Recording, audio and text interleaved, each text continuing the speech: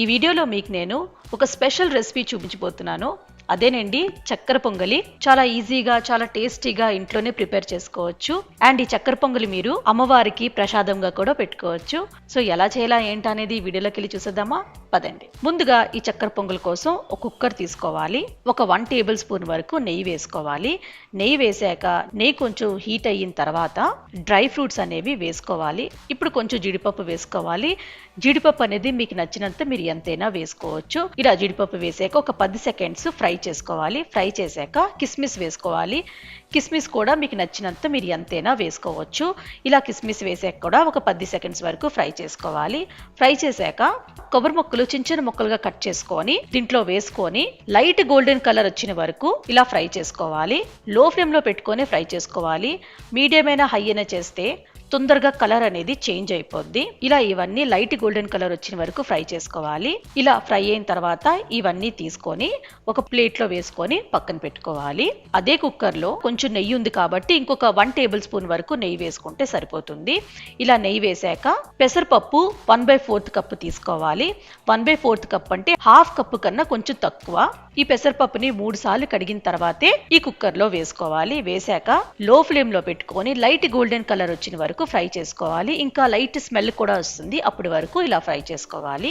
చూసారు కదా, light golden colour వచ్చేసింది. అలానే లైట్ స్మెల్ కూడా వచ్చింది. ఇప్పుడు దీంట్లో ఒక 1 కప్పు వరకు వాటర్ వేసుకోవాలి. వాటర్ వేసుకొని మీడియం ఫ్లేమ్ లో ఈ పప్పుని కుక్ చేసుకోవాలి. హై ఫ్లేమ్ లో అయితే కుక్ చేసుకోకండి. మీడియం టు లో ఫ్లేమ్ లోనే కుక్ చేసుకోవాలి. పప్పు అనేది పూర్తిగా కుక్ అవ్వాల్సిన అవసరం లేదు. ఇలా బద్దల్లాగా కనిపించాలి. ఎందుకంటే రైస్ వేసిన తర్వాత మళ్ళీ కుక్ చేస్తాం కాబట్టి ఆ రైస్ తో పాటు ఈ పప్పు కూడా కుక్ అవుద్ది. అందుకే పూర్తిగా కుక్ అవ్వాల్సిన అవసరం లేదు. ఇలా ఒక 60% కుక్ అయిన తర్వాత రైస్ అనేది 1 కప్పు తీసుకున్నాను. ఒక 3 సార్లు బాగా కడిగి ఒక 30 నిమిషాలు ఈ రైస్ ని నానబెట్టుకున్న తర్వాతే దీంట్లో వేసుకోవాలి. ఇలా వేసుకుంటే రైస్ అనేది తొందరగా కుక్ అయిపోద్ది. ఇది నార్మల్ రైసే యూజ్ చేశాను. మీరు కావాలంటే బాస్మతి రైస్ కూడా యూజ్ చేయొచ్చు. బట్ నార్మల్ రైస్ తో కూడా ఈ చక్కెర పొంగల్ అనేది చాలా బాగుంటుంది. ఇలా రైస్ అంతా వేసాక ఒక 3 కప్పులు నీళ్లు వేసుకోవాలి. ఏ కప్పుతో రైస్ తీసుకున్నారో అదే కప్పుతో 3 కప్పుల నీళ్లు వేసుకోవాలి. మీకు ఎక్కువ టైం లేదు అనుకుంటే కుక్కర్ మూత పెట్టుకొని ఒక 2 విజిల్స్ వరకు కుక్ చేసుకోండి. కానీ ఇలా ఓపెన్ పాట్ లోనే చక్కెర పొంగలి కుక్ చేసుకుంటే చాలా టేస్టీగా ఉంటుంది కుక్కర్ లో పెట్టిన కన్నా. అందుకే నేను ఇక్కడ ఓపెన్ పాట్ లోనే ఈ చక్కెర పొంగల్ అనేది కుక్ చేసుకుంటున్నాను. మీడియం ఫ్లేమ్ లో పెట్టుకోవాలి. ఈ లోపల బెల్లం సిరప్ చేసుకోవాలి.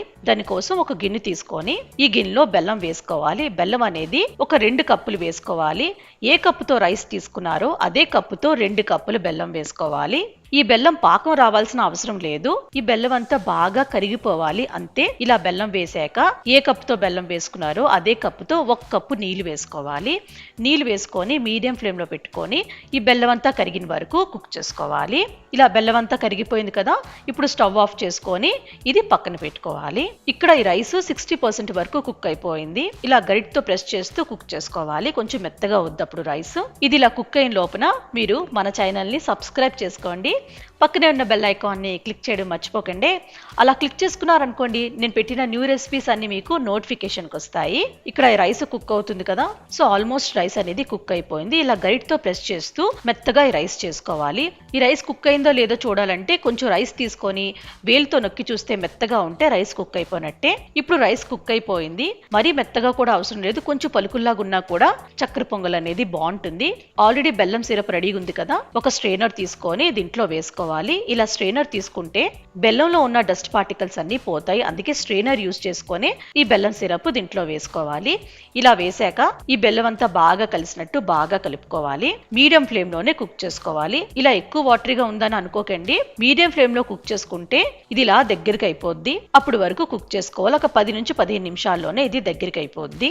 ఎంతసేపు ఈ చక్కెర పొంగల్ని కుక్ చేసుకుంటే అంత టేస్టీగా ఉంటుంది చక్కెర పొంగలి. అందుకే మీడియం ఫ్లేమ్ లో పెట్టుకొని ఒక 10 నుంచి 15 నిమిషాల వరకు కుక్ చేస్తూనే ఉండాలి. ఎప్పుడు వరకు ఇది దగ్గర కావదో అప్పటి వరకు. ఇక్కడ ఒక 1/2 టీ స్పూన్ వరకు సాల్ట్ వేసుకోవాలి. ఇలా సాల్ట్ వేసుకుంటే స్వీట్ డిష్ అనేది బ్యాలెన్స్డ్ గా ఉంటుంది. అందుకే కొంచెం సాల్ట్ వేసుకోవాలి. ఇది ఆప్షనల్, మీకు నచ్చితేనే మీరు వేసుకోండి. కానీ ఒకసారి ట్రై చేసి చూడండి, మీకు తప్పకుండా నచ్చుతుంది. ఇక్కడ యాలకులు ఒక 5 నుంచి 6 వేసుకోవాలి. వేసాక ఒక్కసారి బాగా కలుపుకోవాలి.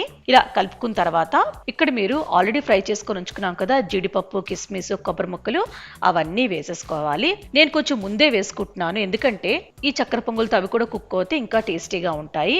ఇలా వేసాక చూసారు కదా, చక్కెర పొంగల్ అనేది కొంచెం దగ్గర పడ్డది, అలానే కుక్ చేసుకోవాలి. చూసుకొని లో టు మీడియం లోనే కుక్ చేసుకోవాలి. ఇక్కడ నెయ్యి వేసుకోవాలి. నెయ్యి అనేది మీరు ఎంత అయితే అంత వేసుకోవచ్చు. నేను ఇక్కడ 2 టేబుల్ స్పూన్ వరకు వేసుకున్నాను.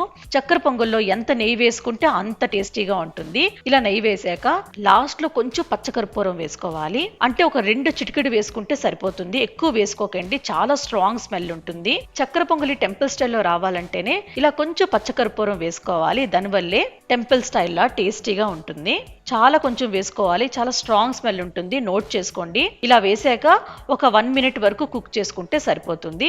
అంతేనండి, రెడీ అయిపోయింది టెంపుల్ స్టైల్లో చక్కెర పొంగలి. చాలా టేస్టీగా ఉంటుంది.